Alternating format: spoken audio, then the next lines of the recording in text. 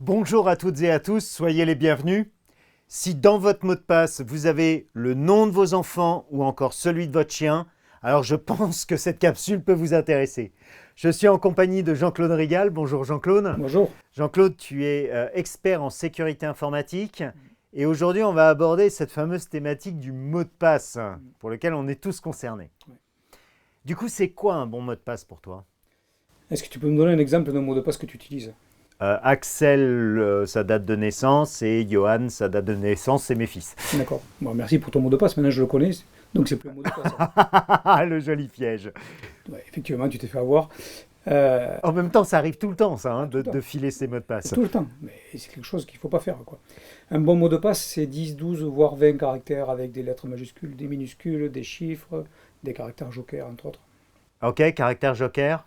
Point d'exclamation, arrobase, point d'interrogation, étoile, ce que tu veux. Ok, j'entends.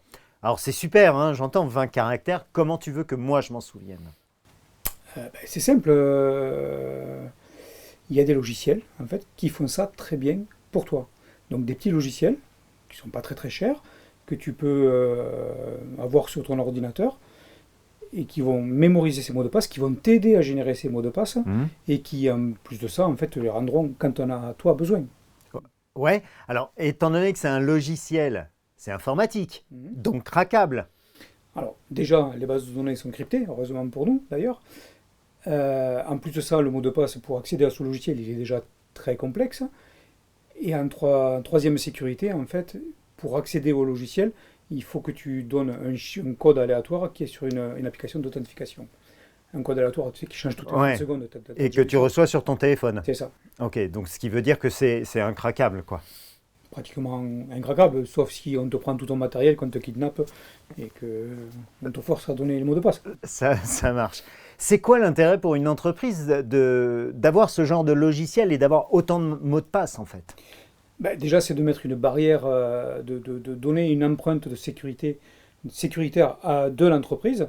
Et si un hacker venait à pénétrer dans l'entreprise, quand il va voir que les mots de passe sont ultra complexes, il va aller voir ailleurs ce qui se passe. D'accord, il va chercher la simplicité, tu veux dire. Par principe, ils vont toujours chercher la facilité. C'est plus facile de hacker quelque chose de facile que difficile.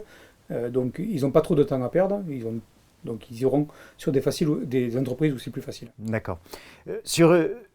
Pour une entreprise, si on prend un cas concret, une entreprise qui a un logiciel, qui a besoin d'avoir plein de collaborateurs, de parties prenantes qui se connectent à ce logiciel, est-ce qu'on a un mot de passe pour tout le monde en interne? Comment tu préconises, Non, toi? non, chaque utilisateur doit avoir son propre mot de passe, que ce soit pour l'accès au logiciel, pour les adresses email, pour l'accès aux documents, pour l'accès au serveur.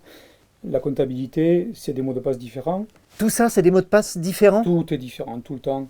Euh, le vol de données informatiques se vend très très cher aujourd'hui à travers la planète. Donc voilà, il vaut mieux éviter.